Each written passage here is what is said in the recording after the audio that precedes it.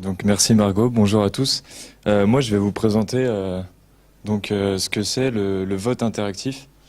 Ce que c'est, voilà, la définition, c'est une petite introduction un petit peu à notre présentation d'aujourd'hui. Et pourquoi on l'utilise ou pourquoi on devrait en tout cas l'utiliser. Donc le vote interactif, c'est le fait de pouvoir voter de manière spontanée en cours, donc que ce soit en amphi ou en TD. Et donc ça, c'est possible grâce à un ensemble d'outils qu'on appellera outils de vote interactif et qu'on va développer par la suite.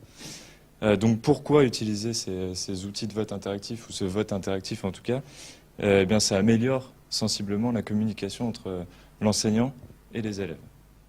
Je vais vous présenter globalement les avantages pour les enseignants et pour les étudiants d'utiliser des outils de vote interactif.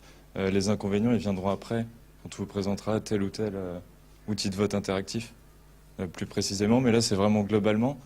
Donc les avantages, on a donc sondé les étudiants pour l'enseignant, c'est-à-dire que lui, il va pouvoir voir réellement où est-ce qu'ils en sont les étudiants sur leur compréhension. Et ça, c'est très important, parce qu'on sait que des fois, même si le prof pose une question, il n'y a pas vraiment de réponse, ou alors c'est assez compliqué de savoir vraiment où ils en sont. Et là, il va pouvoir voir et peut-être revenir sur des points qui n'ont pas été compris ou qui ont été mal assimilés. Autre avantage pour l'enseignant, c'est qu'il y a un côté ludique et dynamique du sondage, et du coup, ça permet vraiment de redynamiser un amphi ou une salle de TD, hein, c'est pareil. D'ailleurs, Madame Lapal vous en dira peut-être un petit peu plus là-dessus, sur son expérience à elle, par la suite. Donc les avantages pour les étudiants cette fois, c'est qu'il y a un côté ludique et dynamique, et du coup, c'est vrai qu'on va avoir envie d'utiliser, et ça va éviter le décrochage, notamment en amphi, puisqu'on va être attentif pour essayer de répondre aux questions le mieux possible et être bien classé à la fin. Autre avantage, donc, c'est que c'est perçu comme un jeu par les étudiants, c'est ce que je disais, hein, le côté ludique, il va amener ce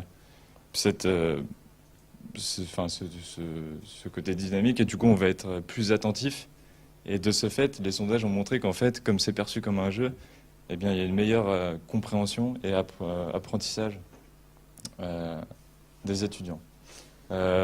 Ensuite, on va avoir un autre avantage qui est qu'on va pouvoir tester sa compréhension grâce à ces outils.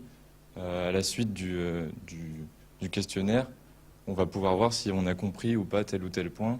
On va vraiment pouvoir voir où est-ce qu'on en est. Et ça, c'est vrai que c'est important, notamment à la fac.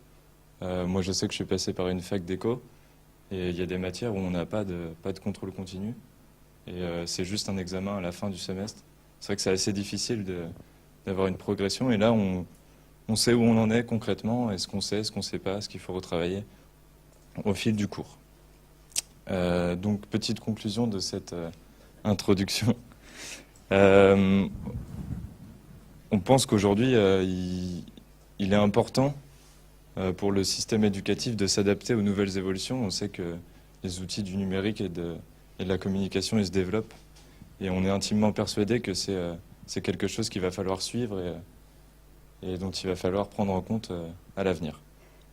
Voilà. Je vais laisser Marie maintenant vous présenter plus précisément ce qu'est l'un des outils interactifs qui est le boîtier électronique.